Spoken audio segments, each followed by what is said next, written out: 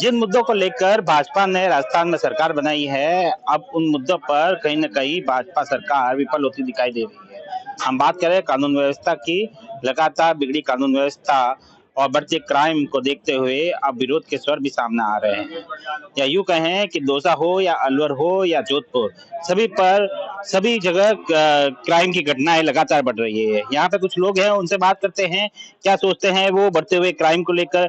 किस तरह से देखते हैं भाई साहब? अब भाजपा की सरकार राजस्थान में बन चुकी है। भाजपा ने बड़ी जोर-शोर से कानून व्यवस्था को लेकर मुद्दा उठाया था। क्या लगता है कहीं न कहीं विफल हुई है? भाजपा ने जो चुनाव जीता है वो कानून व्यवस्था के आधार पर ही इन्होंने प्रचार किया। उन्होंने कहा कि राजस्थान में अपराध बहुत ज्यादा बढ़ गए हैं, महिलाओं के साथ रेप हो रहे हैं, कानून व्यवस्था नाम की कोई चीज नहीं है। उन मुद्दों के आधार पर ये सरकार का गठन हुआ है।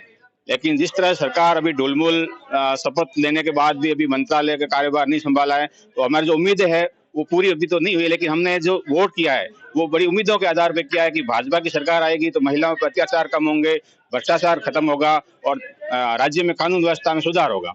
अभी जिस तरह से लांबा में दिन मारपीट हुई है, उनके साथ उनके चाकू से उनको हत्या कर दी गई है, 2 बच्चियां थी उनके साथ में चाकू से काट छाट की गई है। इस तरह से जो माहौल है वो राजस्थान में बहुत ही भय का माहौल हो गया है। तो हम उम्मीद करते हैं कि ये सरकार जो नई सरकार आई है वो एक कानून व्यवस्था को दुरुस्त करेगी। यानी लगता है आपको कि जिस तरह से मंत्रिमंडल का विस्तार नहीं हो पाया, किसी को जिम्मेदारी नहीं दिखी, यही नतीजा है कि कानून व्यवस्था अभी तक सही नहीं हो पाई?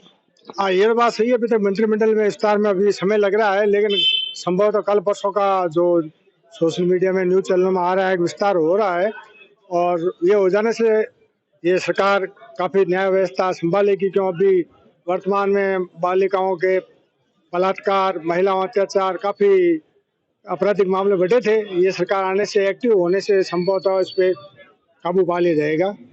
आशा करते हैं इस सरकार से।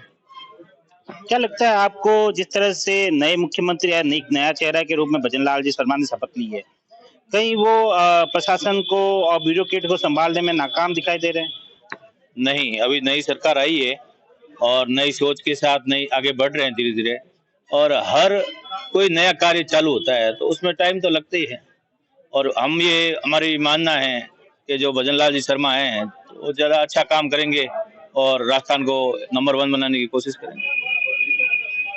क्या सोचते हैं आप, अनुभव की कमी कहीं ऐसा तो नहीं है कि कानून व्यवस्था सुधर नहीं पाई कहीं न कहीं? जहाँ तक अनुभव के परिप्रेक्ष्य का सवाल है, तो नई जो सरकार बनी है इसमें महिला सशक्तिकरण कानून का होना बहुत ही अनिवार्य है। और जो अभी तक ये कानून का मतलब सरकार ने अभी तक ये मंत्रिमंडल का गठन नहीं किया है, तो इसमें भी देरी हुई है। तो ये भी एक बहुत बड़ा मुद्दा है। आने वाले समय में इसको नजरअंदाज नहीं किया जा सकता। इसलिए मेरा ये मानना है कि सरकार को जल्द से जल्द ये कार्यमंडल गठन करके और जनता की सेवा करे और अपने जो भी उन्होंने घोषणा पत्र में जो वादे किए हैं उनके ऊपर खरे उतरे। कानून व्यवस्था को एक मुख्य मुद्दा बनाया था विधानसभा चुनाव में। अब लोकसभा चुनाव भी नजदीक है। क्या लगता है अगर कानून व्यवस्था पर लगाम नहीं लगाई गई और सुधारी नहीं गई तो लोकसभा में भाजपा को नुकसान हो सकता है, क्योंकि 25-0 का स्कोर रहा है भाजपा का पिछले 2 चुनावों में।